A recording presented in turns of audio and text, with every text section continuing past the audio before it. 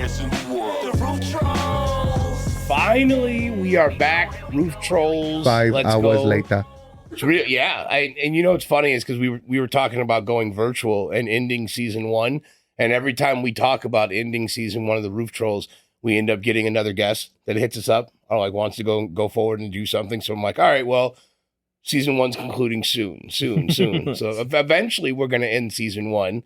But for right now, I got Eddie back here with me again. Eddie's been on a few episodes, and we have a special guest, but I'll let him introduce himself. Go ahead and take it away from here. Sure. I'm Justin Hill. I'm with Haunted Hills Haunted Attractions right there in Merrillville. Nice. Yeah. Nice. We've been here in Northwest Indiana for 17 years. So That's crazy.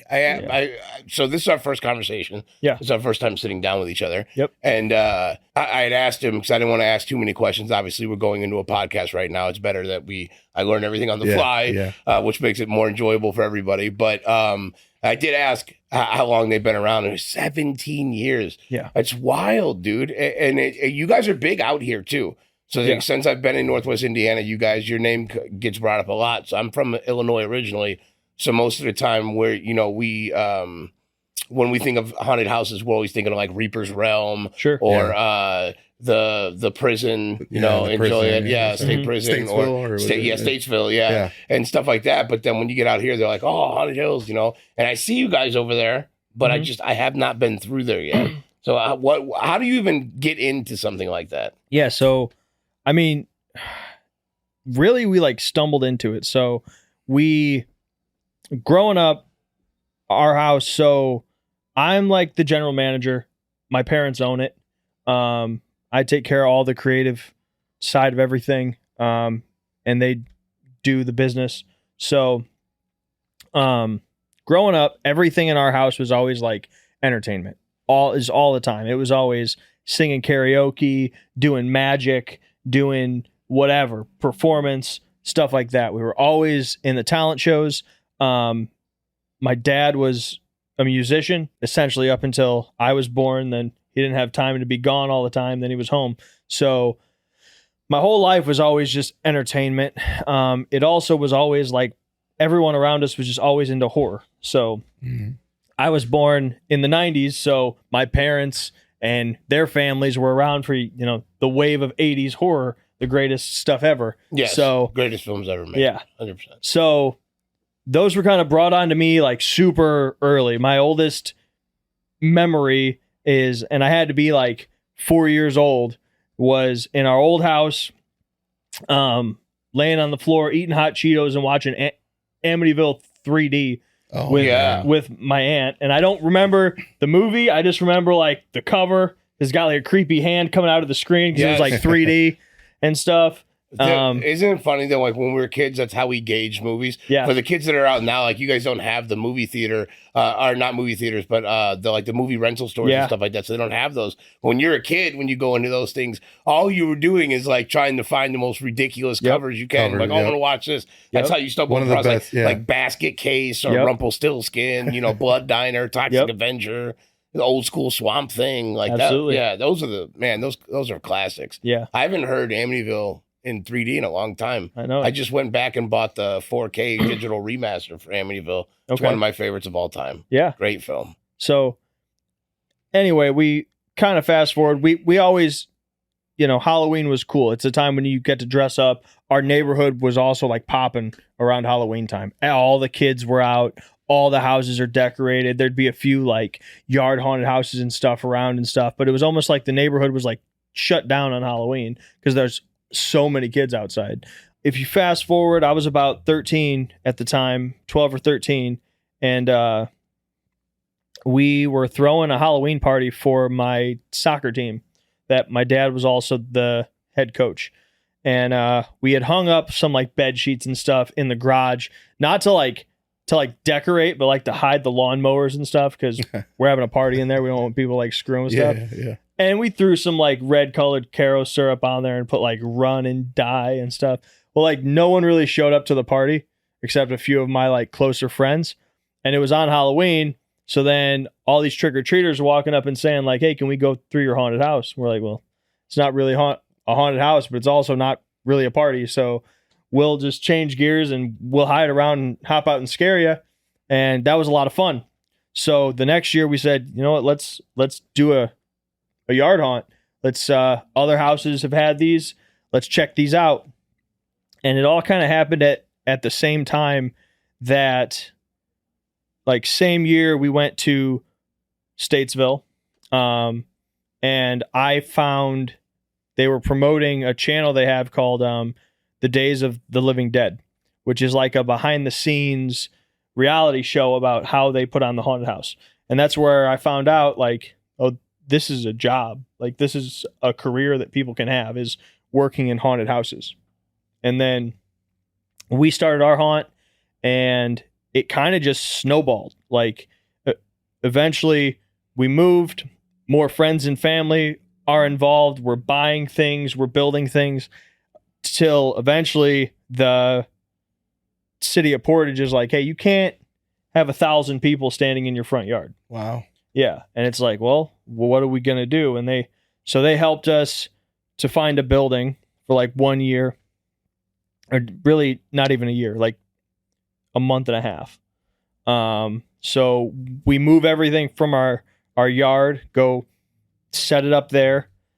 And then while there, the mayor of Lake Station comes to the haunt, goes through it, he pays everything, and when he comes out, he asks, like, who's in charge? And we go talk to him, and he says, hey, I think this is awesome, and I'd love to have you in Lake Station. We're like, well, that's great, because after this month, we don't have a place for any of this stuff to go. Oh, wow. So he took us around town, showed us a whole bunch of places. We signed a lease agreement, and we ended up in Lake Station for 4 years. Then we ended up, after that time, we ended up moving to the property we're on now, which we actually bought and own in Merrillville, right there on 30. So now we, which is good, because Lake Station, we had grown to every square inch of that building. We had decorated. We had started taking rooms up to like 12 feet tall because there's just no space left to expand out. So now our property, we've got 8 acres out in Merrillville on 30, the busiest highway in Northwest Indiana, right down the road from the water park. And it's been an expansion project this is our 5th year on that property, just wow, that's awesome. Constructing everything. It's also been like a learning process, because we, in Lake Station, everything was inside. Well, we took that same haunted house that we constructed for inside and brought it over and put it outside. And then there was a lot of learning that happened about the difference between putting a haunted house inside versus outside. Are you guys? Do you guys do Christmas too, or is it strictly the? No, it's just the haunted house. That is Okay. I would love to clear that up, because there is a Christmas light like drive through right next door. Yes. Okay. And I know it seems like, and everyone thinks it is. We get like negative reviews about them on our page all the time, and we have to fight them because it's not us. Like, it's a whole other family that owns that. Gotcha. I don't even really. I've talked to them a few times, but that's it. I don't even know their names. But yeah, that's a whole other group of people. How many people do you guys have that operate at that level? Like, for where you're at right now, is your 5th year inside this new building, and you've got 8 acres. Like, how many people does it take to run your busiest night? We've got like 200 employees. Wow. Yeah. How many people do you guys get that come through there? Do you keep track of those numbers? Yeah, of course. Our average year is about 20,000 people. Oh my gosh. Well, that's crazy. Our year is like a month. Right. So, but we're that's awesome. Yeah, and we're trying to grow that also. So we've got kind of a unique thing happening where we're in Chicagoland, but the landscape of haunts in Chicagoland is very different than what we have. So Northwest Indiana is like a unique kind of place for haunted houses. Chicago itself is like the most densely populated location for professional haunted houses in like the world. There's other like states that have more. Ohio actually has like the most haunted houses in total, but that's over like the whole state. In Chicago alone, you've got like 15 mega haunts. Hell's Gate is probably like the top one. They're actually owned by Zombie Army, who used to produce Statesville. They also produced the haunted house, owned and produced the haunted house. If you remember from a few years ago, I think it was like 2014, that the haunted house at Navy Pier sank. Yeah, that was also his show. Now they own Hell's Gate. There's also 2 haunted houses there that are owned by this mega haunted house company called the 13th Floor Entertainment Group. Yeah. Oh, okay, I've heard of that. Yeah, So I've you've seen got, advertisements they of have the 13th floor. They also own, well, I don't know if they own it because I don't know how the ownership like rights go, but they operate the old Joliet prison. And they're like a mega haunt. They own like 30 haunted houses across America or something like that, all over the country. They're kind of the only ones that are like that. That there's a few people that own 2 or 3, but there's only one group that owns that many haunts spread around the whole country. So how long does it take you guys to set up to where, like, I'm talking about like ground level up. So like you haven't done any preparation. Sure. The year's starting up. You know, you're about to get ready and to come to your peak season. Like, all right, this is how much time we need. Yeah. When does that clock start for you guys? I mean, we really never stop. So it is year round. Yeah, absolutely. We that happened like once you're outside, this stuff's just not meant to be outside like that. Especially all the stuff that we had, we constructed it inside. So we built, it's basically a theater set. So we built it out of 2x4s and plywood, but it's not treated to be outside. Now everything I build is treated to be outside, but all the old stuff like is quickly falling apart and has to be tore down, thrown away, and replaced because Northwest Indiana has crazy weather. We experience every extreme from heat and dry to humidity and damp and freezing cold ice storms. So we know all about that. Yeah, for real. we do. All the outside stuff is just, it's constantly like, check it out, what needs to be fixed, what needs to be updated. So it's not just about like update the quality of the show by constructing new scenes or new elements. It's also about I have to fix and maintain what we already have. So it's literally nonstop out there. Do you guys change every year? Yeah. Okay, I was going to ask you. So like, are you guys inspired by film? Like, is there film like areas of the haunted house? Like, oh, this would be like, no? Okay. No, so I don't take anything from any movies or anything like that. What I do is, and like a lot of haunted houses do, we choose not to. I'm a storyteller. So when you come on to our property, you take a bus from the water park. It's about a half mile.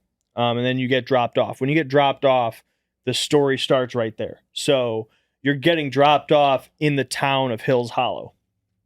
Hills Hollow is 1950s kind of company town. Then all the haunted houses and everything is a story that's happening inside of Hills Hollow.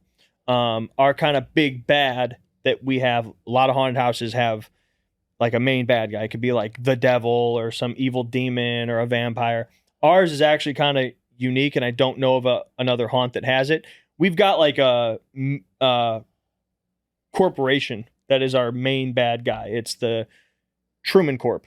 So the Truman Corp is like Amazon and Google and Walmart all piled into one giant kind of company. Whatever haunted house you like I'm doing, they have some element in it, and they've come and just done their evil stuff all to it.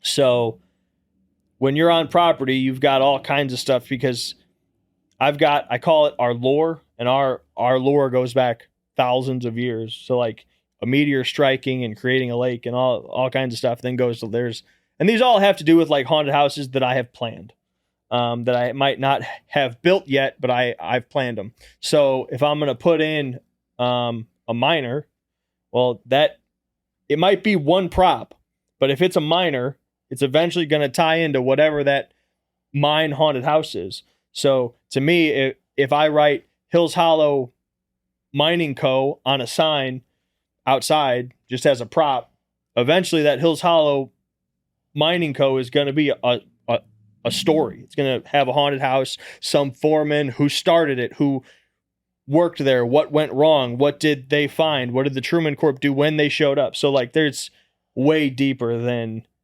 I don't need movie characters pretty much. Yeah. We've got all of our own. Is there a tour guide? So you mentioned that when the people go to Haunted Hills, Mhm. they have to go to Deep River. Yeah. And they park in Deep River's parking lot. Mhm. And then Haunted Hills bus comes and grabs them.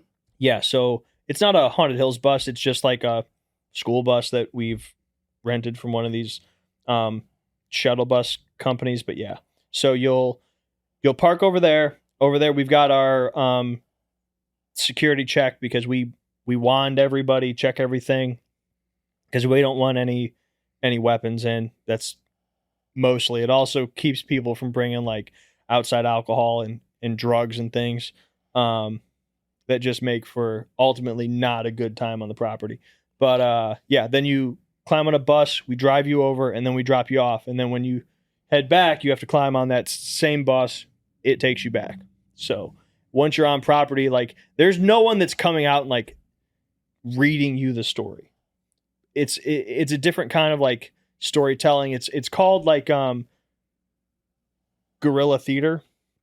So it's kind of like watching a play, but you're actually experiencing a play and you're playing an active role in the story. So it's a question that we've had to answer for all of our haunted houses is what is the audience's role in the haunted house? Because none of them are a group of people walking through a haunted house. That's not their role. And the reason that is because it like influences the design. So if I say, so like our main Haunted Hills Hospital is essentially it's like an asylum haunted house. And we used to have it, and in all this I've learned, no one like taught me this. It just came through problem solving of what we do. But when you enter, you're entering as a new group of patients going in. All right. That's what you play. Now, if you're a new group of patients and this place is still operating, why would everything be covered in moss and like the ceiling caved in and like it's abandoned? Like there's people here still working. There's a level of rot that shouldn't exist unless I'm able to explain it. You know, this is an abandoned ward or whatever. It just influences everything. You're not going to have a zombie apocalypse looking haunt in a place that's brand new. Like, so it kind of inspires that. Now, our other haunt, the Sick Billy Sideshow, is taking place inside of an abandoned amusement park. So you don't even enter the amusement park to start. You have to find it. So we hand each group a flashlight, ones that we've created, because that's a prop too. So it doesn't look like a mag light or something. We've actually made in-house, and we can actually, I don't use this, but I make them and sell them to other haunted houses. We can actually control the flashlights with like remotes, and we've done haunted houses where we'll like, it's a blackout haunt. So this flashlight's your only light, and I'll turn your flashlight off. Right. Or change its color or whatever I want to do, or make it go like super dim or super bright, stuff like that. But we hand each group a flashlight, and they look like those old 80s like super big flashlights and stuff that you see in like Stranger Things and stuff. Yeah. That's awesome. Yeah, so each group has one, and the reason is because you're going in to this haunted house and you have to find the abandoned amusement park, because I don't want to tell you it's an abandoned amusement park and it's all this stuff, and it's like, but I see it, it's right there, and you can see it from our midway. No. What you see is a covered bridge, and you have to go across a covered bridge that also looks all abandoned, and you're seeing abandoned advertisements and all kinds of stuff. You have to enter the woods, and you're going down the old abandoned path, and you have to find Astro Island before you get to go into Astro Island. So like that's our haunt that we're actually wrapping up right now. That's our brand new haunt. for this year. So the story of that haunt, and it's, again, there's a lot of elements. So I even advertise like our own haunted houses on our property, because our property is very, very different than any other haunted house that I've heard of. And I'll explain that. But we have a midway, a scare zone, and what we call our town square, because you're in Hills Hollow. And each of those has, so like our midway has like a ton of vendors in it, like food vendors and craft vendors and like fortune tellers and all kinds of stuff. And then our town square has like games in it, like axe throwing and a pumpkin cannon and all that stuff. Our scare zone is like an interactive scare zone. We've got loads of actors in there. The entire purpose of that area is to give you a place to run away from actors. I've got actors walking on stilts. I've got actors that are sliding on knee pads and spark gloves. I've got actors who are breathing fire. All that stuff happens out there. It's a whole like interactive space. So in all those areas, we've created like posters that are advertising the Vile Brothers Circus of Sin, which is a show ran by one of our main characters. His name is Jax, the clown. And it says it's happening in the Big Top inside Astro Island. Well, when you talk to like our townspeople, they're like, this poster doesn't make any sense. Astro Island's been closed for 50 years. So how could there be a show in there tonight? Then when you go in, you're playing the role of a group of kids or a group of like townspeople that are sneaking in to see what this show's all about. And you're going through an abandoned amusement park. On top of that, some of the characters that you see inside aren't necessarily like killers and clowns and stuff. They're playing like townspeople. So you see other like 1950s kids that are jumping out to scare you, but instead of saying, I'm going to cut your face off, they're like, where's my friends? I can't find Jeremy. Like, and that's the scare. It's still a jump scare, but it's a different element. And they're showing you like, we were going there too. And my friends are kind of disappearing. And early in the show, I'm implying that things are not what they seem. You'll see like a police officer, and of course, like they all have on costumes that are all branded. So like our teenagers, we've made like Letterman jackets that have like Hills Hollow High on them. Right. We've got police officers. Now, like, this is where I'll take movies that I love. And like, for example, I'll never put Michael Myers into our haunt, but I love Halloween. It's like my favorite movie. So what I've done is I've modeled our police jackets off of the Haddonfield cops. So they've got like those green like bomber jackets, and then I put like badges on them that say Hills Hollow PD and all that stuff. And you'll see like cops in there that are like, you're not supposed to be here and all that stuff. And then like later on in the haunt, what stuff pops off, you see like that cop that you saw earlier is now dead on the table, and he got too. So Nice. it's this whole like evolving kind of story that unfolds as you go through it. And the goal is to tell you a story and scare you while I do it, not just jump out. Right. It's way, way more than that. So like our haunt, what haunted houses used to be in the 80s and 90s was put up a bunch of black walls, go by whatever movie is popular this year. Okay, so this year Candyman came out, so we got to have a bathroom scene and a guy that has a hook hand. Right. This year Chucky came out, so we're going to do a bedroom, and I'm going to dress up my kid with scars on his faces and have him say, want to play, and all this stuff. That's just not how we do it. We've got a deep kind of story that you can get involved with, and then it builds something better for our cast as well as our audience, because there's something to put your teeth into and get to kind of learn, and there's aha moments, and I see what's happening here, and you get to experience it because my actors, they're all trained on improv acting. So they're taught that every day you have a goal. Okay, what's your goal? And your job is to try to achieve that goal. So, for example, in our main haunt, we have a whole bunch of patients, and all night long, I tell all of them, have a goal, have something that you want or something that you want to achieve, and it doesn't matter what it actually is. It's just going to inform some of the stuff that you do. So that could be, I love rubber ducks. Like, it doesn't have to be, I want to skin everyone who walks in here. It could just be, I love rubber ducks. And then, you know, everyone who walks through, this guy's asking, like, did you bring me a duck? Did you bring me a duck? And like, what happens when you finally have like the lady who walks through for whatever reason has a rubber duck in her purse and pulls it out and says, here, I brought you this. Oh my God, you finally made it. I finally got one. Now, like, the show that lady gets is very different. Her group gets a whole thing. When they leave, they're not saying, oh yeah, and there was a Michael and there was a Pinhead, and they're going to say, and the duck guy, and they're like, oh my God, you had that duck and all this, and now they have something to talk about. Yeah. And now they've created an experience. It's a unique element that exists only in our haunt, and it's way more fun for the audience. No one's walking away or is impressed by another Michael Myers in a haunted house. How long is the entire experience? So, like, you're going to go through the house, right? You get dropped off. Like, what is the expected time, right, that you would go through that entire experience? The easy answer is that I've got 3 haunted houses. One of them takes about a half hour to walk through. One of them takes about 15 minutes. The other one takes like between 12 and 15 minutes, just depending on how slow we are or how fast I'm running groups through.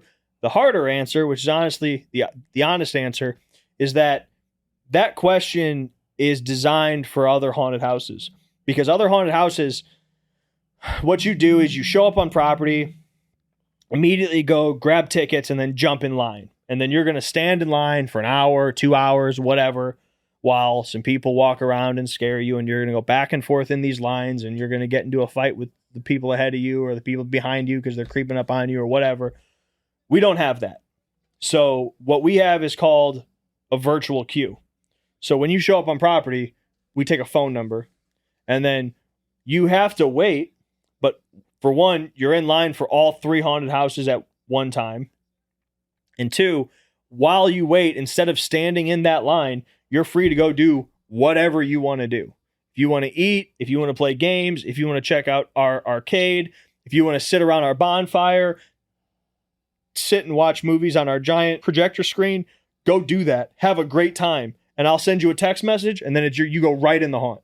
So okay. So this is all going on inside that circle you explained before the houses, before you actually go through the haunt there. So it's like a community type thing. Are there local vendors? Is that who attends this? Yeah. So it's like people who do stuff, and that's pretty cool. Yeah. Same vendors, different. I would imagine, since you've been with since the beginning, or you get new people? Actually, so that was one of our problems. Like, for us, COVID, the changes we had to make because of COVID were like a huge blessing.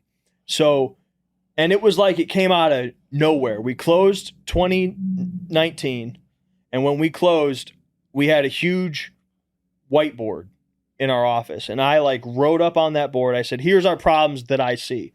We don't have a large enough footprint on social media. I don't see people posting enough pictures, because I'm a Q actor. I also act outside every night. So I would not put my cast out there and say, all right, you guys go make us a bunch of money and I'm going to be in the office. No. I'm out there doing the job.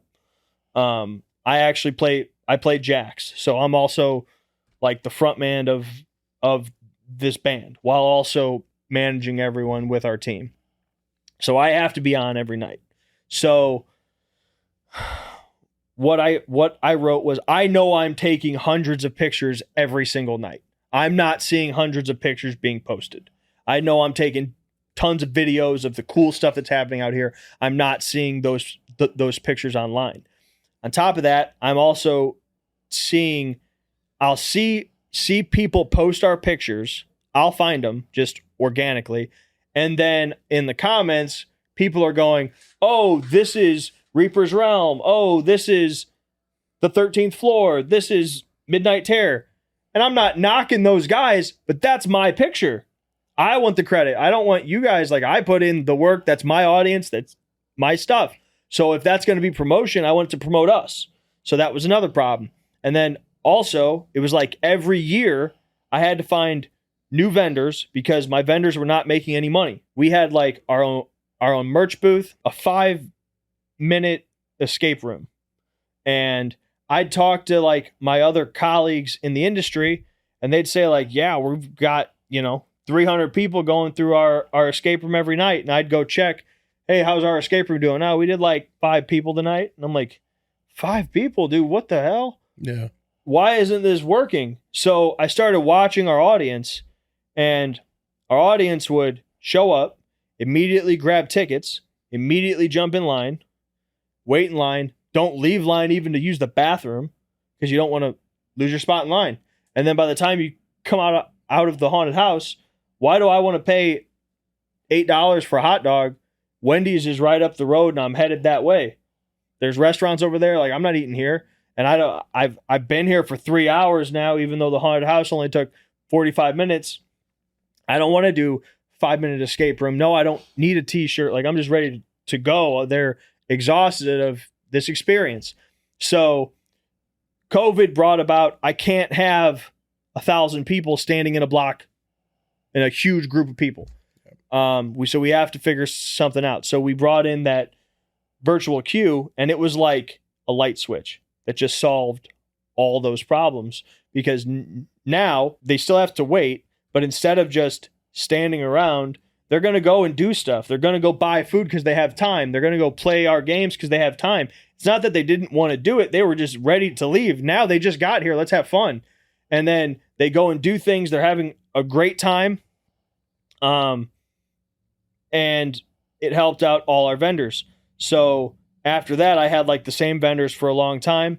And yeah, now I've had vendors that have been there for 7 years ever since we made that change. So, or something. How do you close to reserve that. their spots in line? So if they come there and they're in line, and then they can go out and purchase stuff or eat or whatever, watch movies, all that stuff.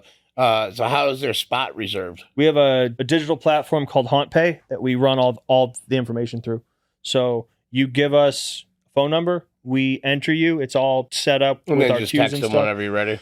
Yeah. Then at the front of every house, my people have an iPad, and it's just as easy as everyone's in line. You get entered in that, click the next people, hit call, and the text message just automatically sends out. What movies do you guys play?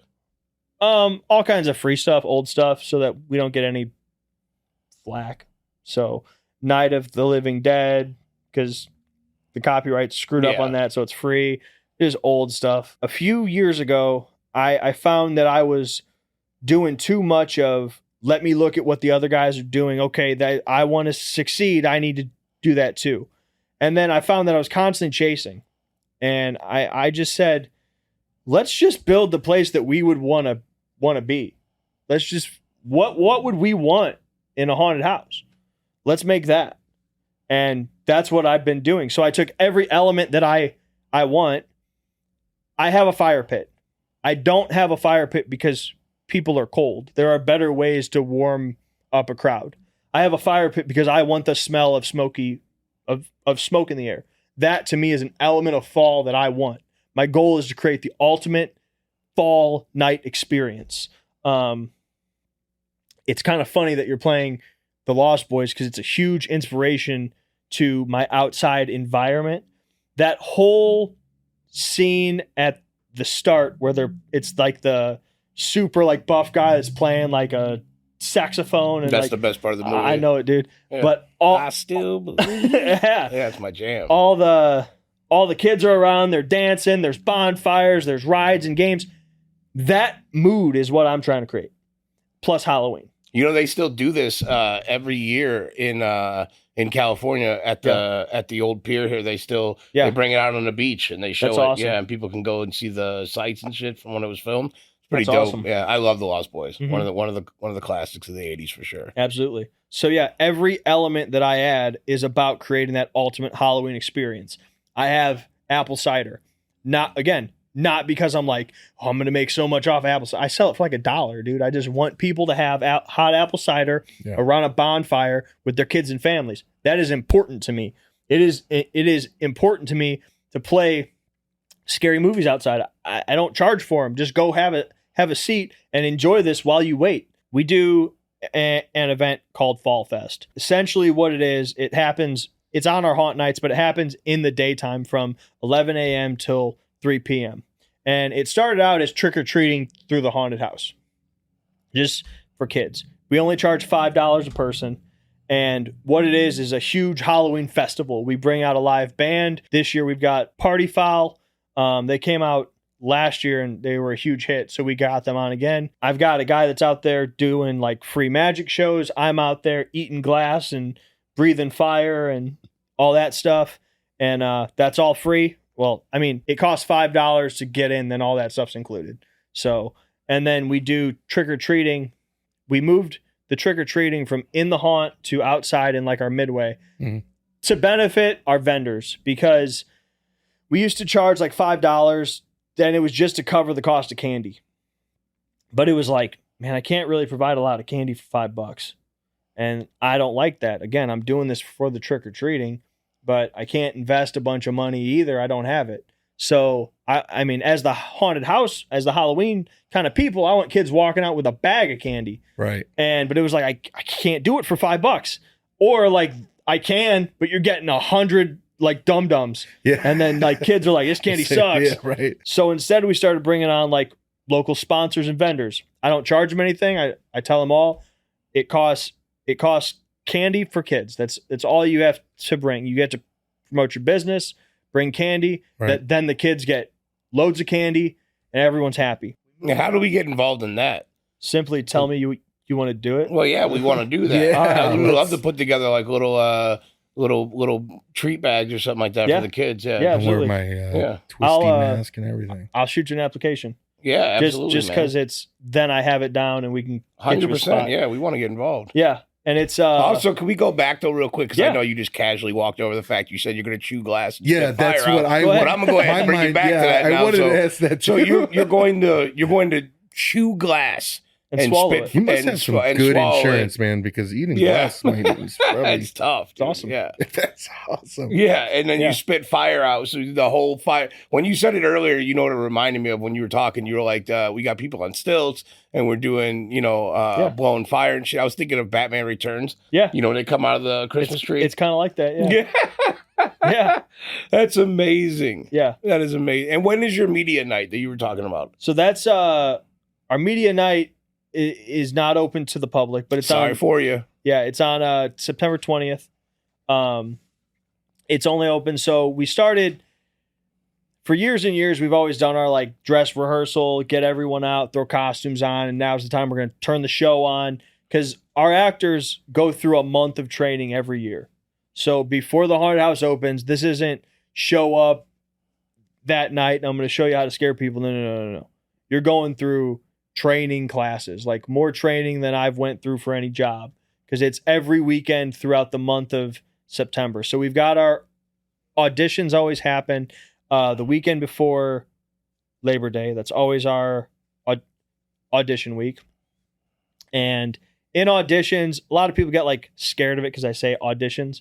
I'm just looking for you to act really stupid because if you take away the costumes and the masks and the haunted house and look at what we're doing, like we just look really dumb, like jumping around it in a field. And if you can do that, I can make you a great scarer.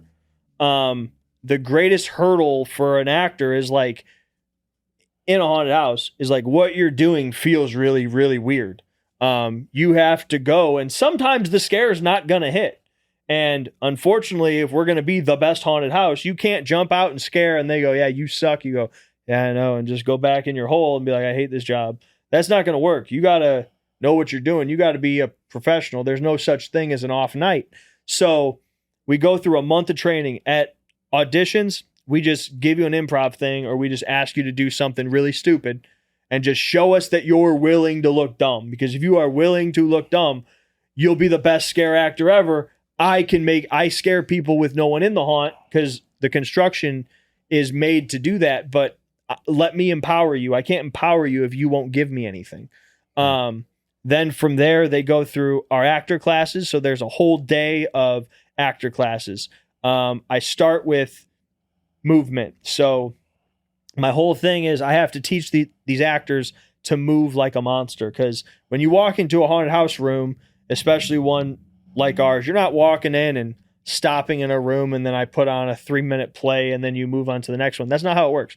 You've got like 3 to 5 seconds to convey a story and a goal to the audience. So you have to do that through movement. If you're a vampire, I have to teach you how to move like a vampire. So by moving through a space and having a look, the audience automatically knows that's a vampire. I can't have you standing in a room going, "Hi, I'm a doctor. This is what I want. Here's how I do it. Please, this, and this." You don't have time. And that's lame. So I'm going to teach you how to convey a goal, a character, your relationship to other kinds of characters, like explained. If you look at like Count Dracula in his castle, how he walks through, when he comes into a room and he says, "Welcome to my home," that tells you like he probably owns this place. He probably runs this house. Right. Now, if you take like an Igor hunched over, all hobbling and stuff, and he says, "Welcome to my home." He probably doesn't own that house. Like he lives here, but like he's not making choices. It's the same line. Nothing changed about the dialogue or like what I told you, but just based on your stance, your body language, your posture, tells you something very different about what this character is and what he might do in relation to the rest of the story. So that's just one class. Then we go through an improv class. We go through a whole bunch of exercises that we've created in-house, teaching you how to actually scare people, because a lot of people just don't know how to scare people. So I have to teach people. I call it the scare pose. I also have to like teach them how to like retreat into a scare hole, because you don't want, the last thing you want your audience to think when they're in a haunted house is, "I'm in a haunted house." That's not what you want them to think ever. You want them to be in the story. So you don't want people to think he's trying to scare me.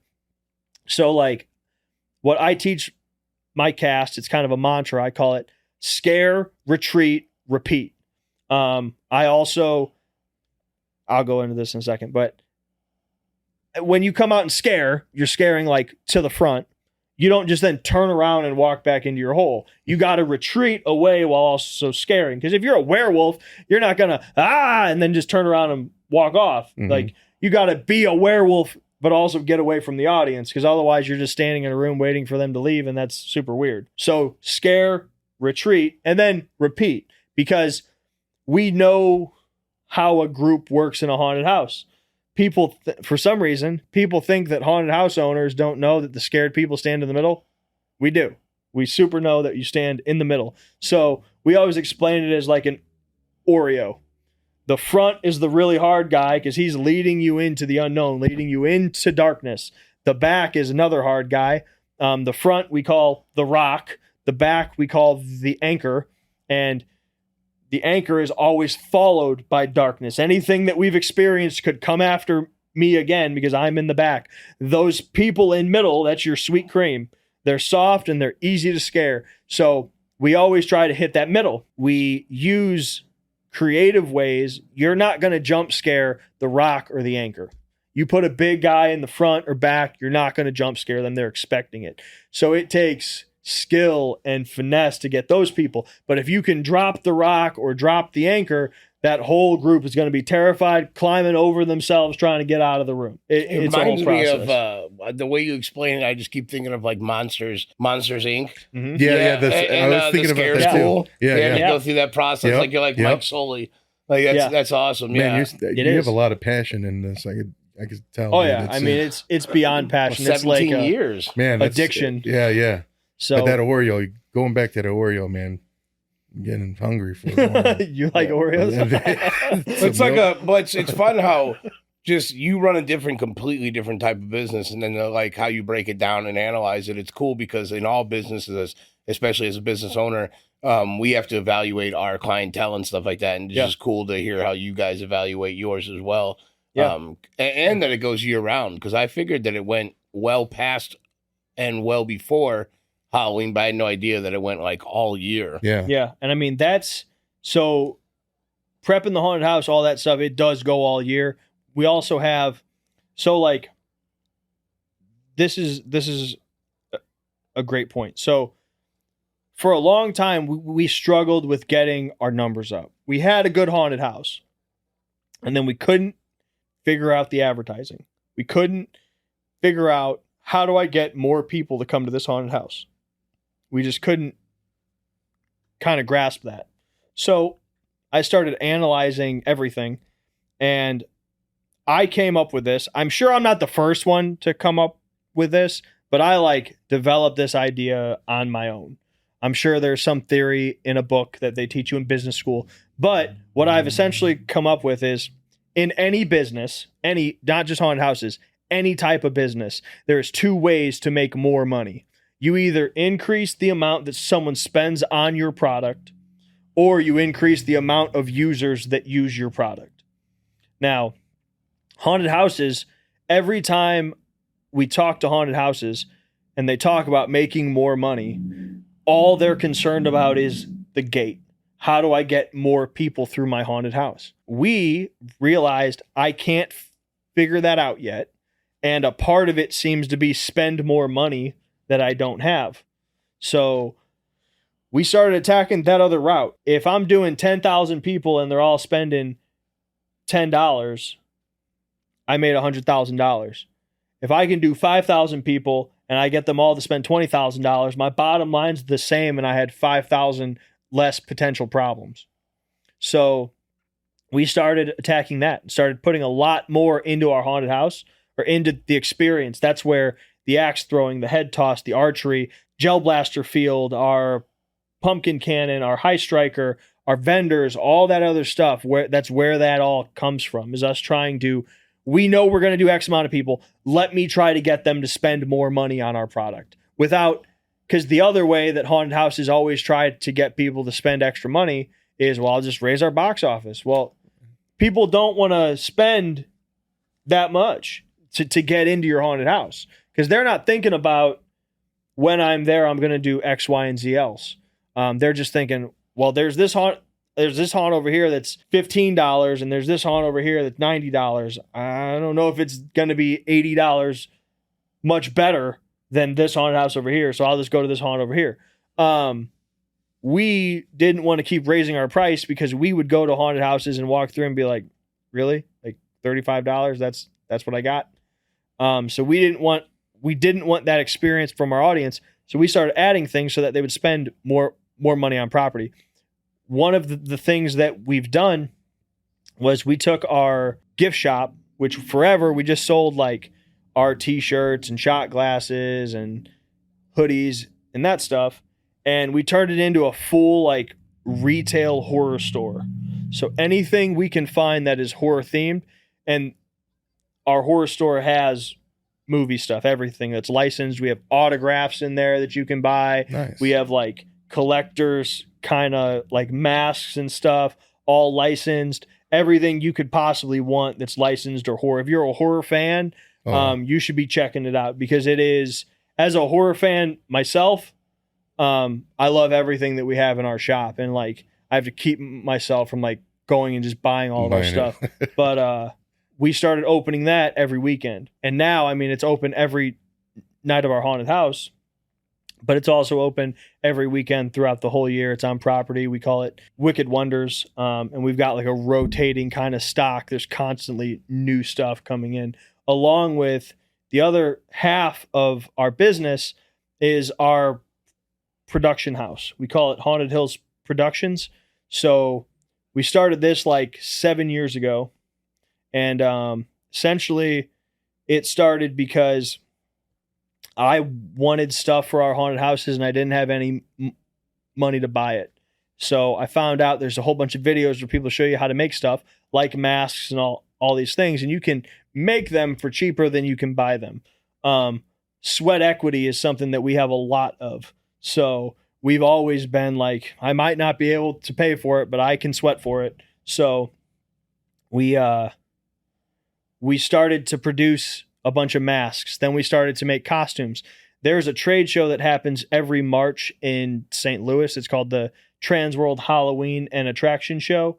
It is the haunted house trade show in the world. It's a massive trade show. It takes place at the America's Center, which is one of the largest like convention places in North America. And it takes up the whole floor. I mean, it is an odyssey just to see this show, that you have vendors that sell everything. You have whole vendors that their entire company is all they sell is prop blood. Whole vendors that all they sell are hands and body parts and costumes and all this stuff. And it's just hundreds of thousands of square feet of these booths, man. That's awesome. Yeah, and they're all artists because no one is there just mass producing stuff from China. So when you go to a booth, you're meeting the guy who That's making it. sculpted that. Sculpted. Yeah, that's awesome. So now that's our business as well. So we started that about 7 years ago, and it has just grown and grown and grown.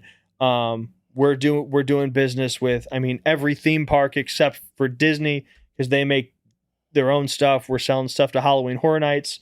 We're selling stuff to, I mean, like Halloween Horror Nights order goes out like next week. The other day we got an order from Hershey.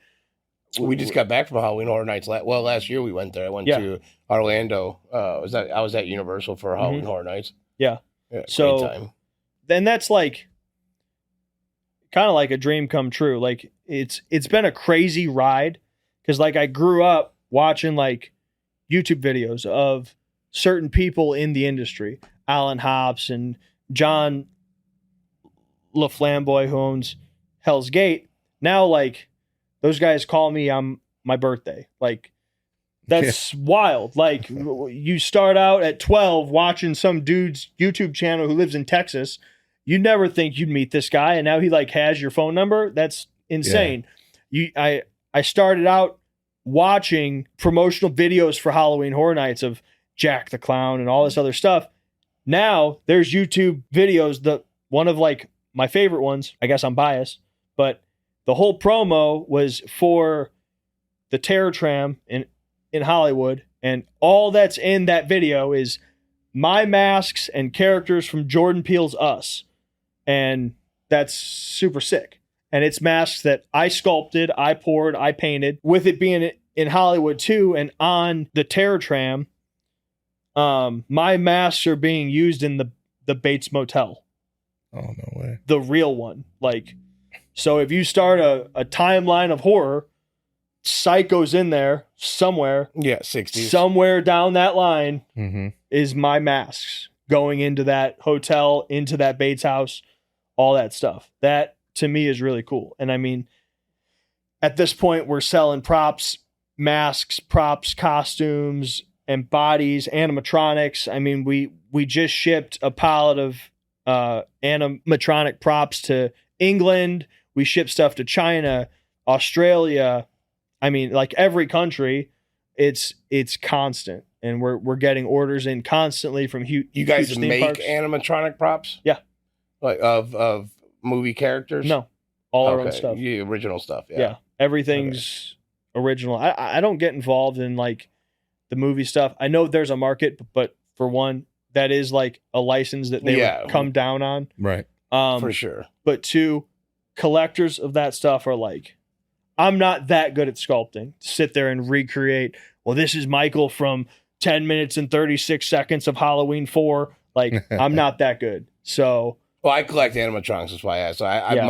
My basement looks like a museum, but I have a Halloween Curse of Michael animatronic. I have the Mars Attacks. I got a 7-foot Krampus. Yeah. 7.5-foot Leatherface from the 74 Massacre. Yeah. I have Terrifier and the Paleface Girl. I got quite a few of them. Yeah.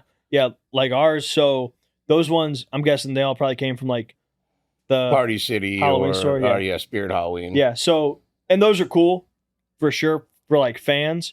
Ours are built, they're like largely made out of plastic though. Maybe some thin kind of metal in there. Ours are made for haunted houses. So they're like the industrial kind of version of, but like instead of putting plastic in there, we're using like 1-inch square tubing through all of it and welded metal and high end, like electronic, essentially like programmable computers that we put in. They're all ran off of air power. So they're pretty violent also.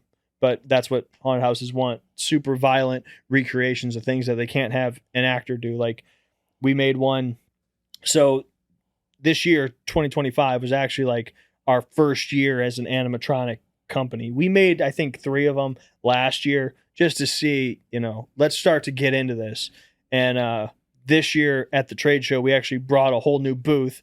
of animatronic props and made a whole bunch of stuff. It's went great. We've sold almost everything, and we're bringing even more to that show for next year. But they want crazy things that they've never seen. So we made a guy that's like tied to a chair and he's got like a shotgun in his mouth and shoots himself in the head and then goes crazy about it. Yeah, we made a dude that he's like, it's almost like a trap from like Saw or something. Like the guy's like tied to a chair and he's screaming and there's a claw on his head that slowly like rips his head off, and then the claw like flings the head out a whole bunch of times as he's screaming and stuff. And a whole bunch of just crazy props. So, and that was like our first year into animatronics and stuff. And like I said, we've sold all of them. So it's been pretty good. I'm excited to go try this. Like we have to go.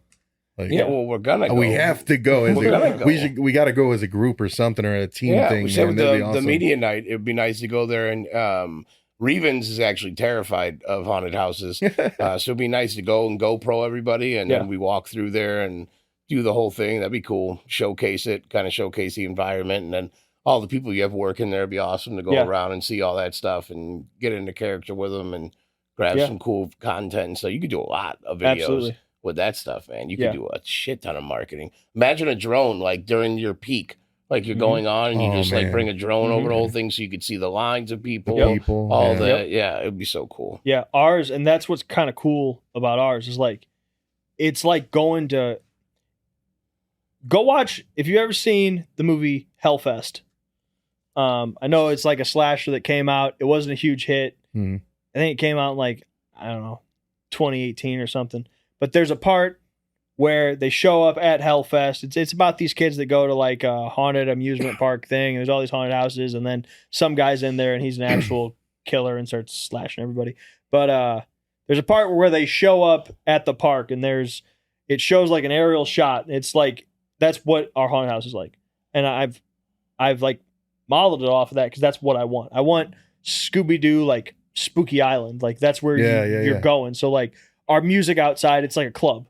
It's like I'm playing is like scary, like EDM and dance music and all kinds of stuff because I want this jumping, like it's a party outside. It's not, spooky graveyard noises and stuff. Like it's a show. And that's what we do. I mean, we've kind of prided ourselves on that forever. Like we're not going to be the Haunted Mansion. We're going to be, you went to a haunted house at a Slipknot show. So we've got flame cannons that are shooting 6-foot flames up into the sky all night long. We've got roaming like lights and a giant Frankenstein on the roof and giant ghosts that are inflating and pumpkins. And I mean, there's just stuff everywhere. So yeah, it's like going to a whole Halloween festival.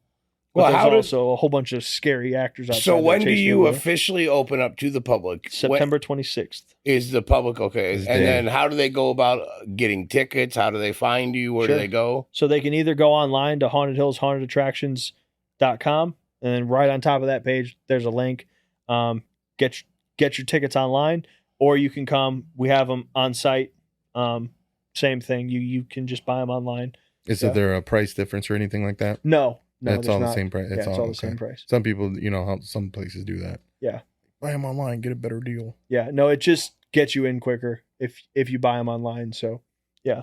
No, you have less of a wait, I would imagine. Yeah, because everybody's going to go there and try to buy them in person. Yeah, that's the only spot that we have like a line. You got to wait in line for like security, wait in line to get on that bus, and then wait in line to actually get your tickets. But once you're inside, it's just roam around and have a great time. So. What kind of vendors are you talking about in there, though? Like, so we've got we cut down on the vendors that have food to make sure that the food vendors are all going to make enough money. Because people are just going to eat once. They're not going to eat at every vendor. So we've got our own booth. We call it Freaky Treats. And what I do there, so there's a term in entertainment, especially now, essentially ever since like 2018, once cell phones and social media started getting crazy, there's a term, it's called experience economy. And what this means is like, it doesn't matter if you have the best haunted house in the world, and this goes for other stuff too. It matters how many great pictures you can take at this haunted house. So for us, everything we have has to be an experience. So if you're going to buy some food from our booth, you can just get a hot dog, or you can get our hot dog that has cheese on it. No, dude. This is believe me, if you go back and listen to some of the episodes, you're like, holy shit, these guys said what on there? Like, we're ridiculous. But it's like, you're going to get like a theme park snack, an exclusive item. You're not going to find it at a fair. We've created it. You're going to get a bunch of mini donuts that are like pumpkin spice, but they've got Valpo velvet ice cream. We've put marshmallow fluff and Halloween sprinkles and drizzles and all kinds of stuff to make these exclusive items that you can only come and get at our haunt. Shout out Valpo Velvet, by the way. Yeah, I live in Valpo, so I'm familiar. Well, that was our thing. We could have ice cream, or I've got a awesome like ice cream factory right here. Let's do Valpo Velvet. Yeah. So that was pretty cool. Our other vendors, we have one called Hope Key Foods. He sells like elephant ears and fried Oreos, different kind of fried things, lots of sweets. And then we just brought on Heartland Foods, and they're taking care of essentially like the actual food items.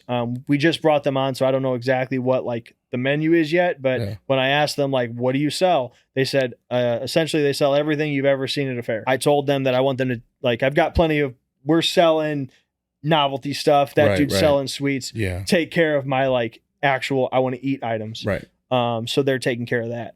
But apart from that, we've got loads of other vendors. We've got caricature artists. We've got people that are selling crystals. We've got people that are reading tarot cards. We've got magicians. We've got people that are selling artwork, selling blankets, selling all kinds of stuff. So there's a lot. I think we've got like 28 different vendors or something. Nice. Something like that. Yeah, they sell bath bombs and soaps, and again, they make like exclusive ones because they've done our event for a long time, so they make ones that are like named after our characters. I think there's like a Jack's bath bomb, and it turns your water like red because he's a clown and stuff, and all kinds of cool stuff like that. So, and then of course you've got our whole retail shop, which also acts as like a vendor because we've just got tons of stuff.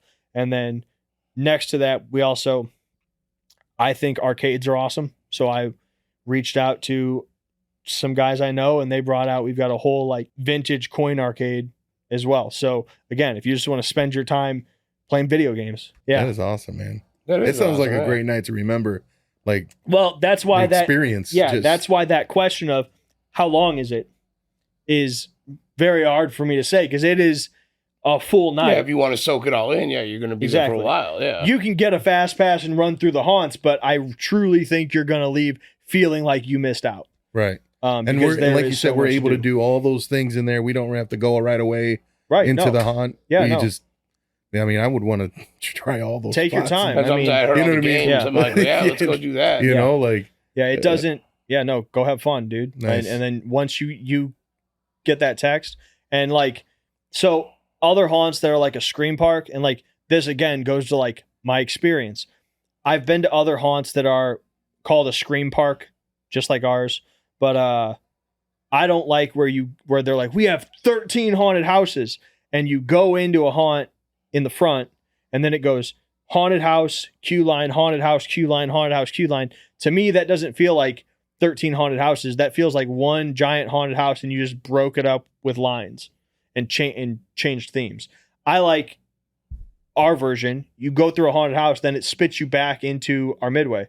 So go through a haunt, and then if you want to grab a hot dog, chill out a bit, go do that.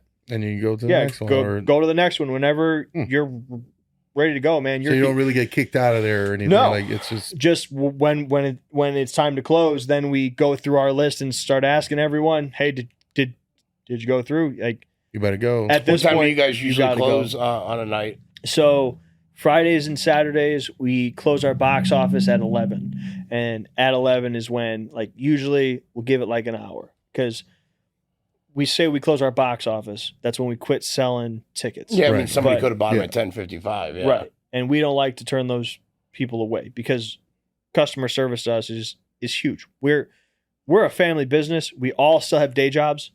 None of us are doing this full time. I mean, we do it full time, but it's not our only job. Right. So growing up out of our backyard, I mean, customer service is huge. It's not like I just have a bunch of money to be like, let me kick everyone out and be a royal jerk and all this stuff and I'll get more people. No, dude, we got to treat everyone how I'd want to be treated. So we have people that drive from 2 hours away and they're going to be there at 10:30. Yep. And I believe it doesn't matter if you got here at 7 o'clock or you got here at 11 o'clock, you should get the same show. Yeah. That's just how I work and I teach our cast that. So don't wear yourself out in the first half hour. I appreciate that you're going hardcore, but you got to be able to play at minute 90 in our game the same you played it at the start. Yep. So that to me is important, but of course every night has to end. And we had a point where, all right, guys, I love that you're having fun, but we got to wrap this up. So no, I enjoy hearing that. Like you're saying, like people would travel for this. Yeah. Oh yeah. That's awesome. I love that feeling. When I used to have a little small restaurant. Yeah. People were driving an hour just to come eat some food with me. And I'm like, dude, you don't have to drive all the way over here to get some food. Yeah. That's the best feeling ever. Yeah. And I mean, haunts, people will do that. Cause I mean, like a restaurant, right? How good can like a burger be? At a certain point, I got a really good burger. I'm sure. But at a certain point, he does. At a certain point, my dad's seasoning though. I'll give him that. There you go. So at a certain point, you've topped off on how good your food can be. Mm-hmm. Should they fly across the country to come eat your food? I don't know. But when you go to a haunted house, largely you're going to see what one dude has made. Yeah. So you're getting something, you're getting a flavor that does not exist anywhere else. They're not using the same pasta sauce from GFS that the place right up the road is. You're getting a flavor of story and entertainment that you really cannot see somewhere else. So I'd say traveling 2 hours for a haunt, if you're a haunted house fan or you're a horror fan, I'd say I do it. Yeah, I do it. We go to haunted houses in Indianapolis all the time. Nice. And like Chicago, especially, I'd say the Chicagoland market essentially stretches from me. We're like the last one now, going east all the way up to like the northern suburbs, all the way up to like Dungeon of Doom. I don't know exactly like what city they're in, but I've never been there. Mm-hmm. So I know they're like probably an hour and a half to close to 2 hours. Like they're closer to like Wisconsin, I think. So yeah. Man, that's awesome, dude. And I'm excited for part 2 of this. Is unfortunately we're going over the hour mark anyways. Sure. We got to wrap it up. But yeah, so one, we're going to be part of the fall thing that pass out candy to the kids. I think that would be huge. And we would love to do that, get costumes and everything. Absolutely. And then 2, you guys heard them. So September 26th, everybody better show out for Haunted Hills. And then the last thing was, is there anything else that people need to know about Haunted Hills before we sign off? Or is there anything that would that you got coming that maybe you want to leak on the Roof Trollz, let everybody know about or anything? I mean, just we're opening up this year. Absolutely. I believe is going to be the largest year we've ever had. It's moving to the new property. It has been, we've had to learn some things about having a haunted house outside. And it takes a while to build a world-class haunted house. It doesn't just come out year one. I think this year is that year where there's nothing that we have that I'm going, that's not right. It's not the best. So if you were ever going to come out, this year would be the year to come out and see our show. Like I said, even if you don't like scary stuff, our haunted house is age appropriate for everyone. I say it over and over again because this is like the question I get constantly is it okay for my 8-year-old? And like the answer is like, well, I don't know your kid. It would have been fine for me. It might not be fine for you and you're like 30, but it's not vulgar. It's not disgusting. It's not X-rated. It's a scary haunted house. But our goal is never to traumatize you. Our goal constantly is, I'm going to scare you. You're going to scream. You're going to run 3 steps, and then you're going to turn around and laugh with your whole group. That's our intended goal with every scare. And then you're going to hear a great story. You're going to get some great times. I promise you nothing but a fantastic experience at our haunted house. So, and it's at a great price.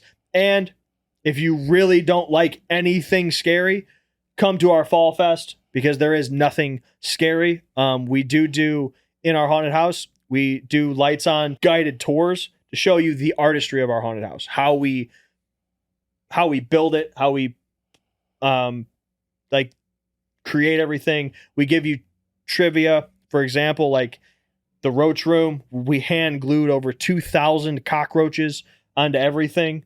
Real ones? No. Oh, that would have been great.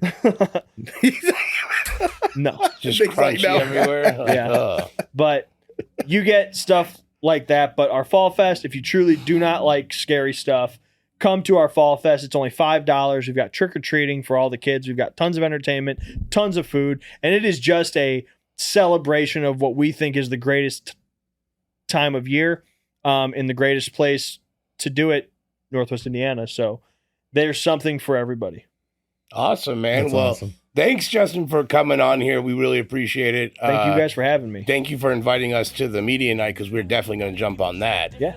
And then, we look forward to being a sponsor for Fall Fest.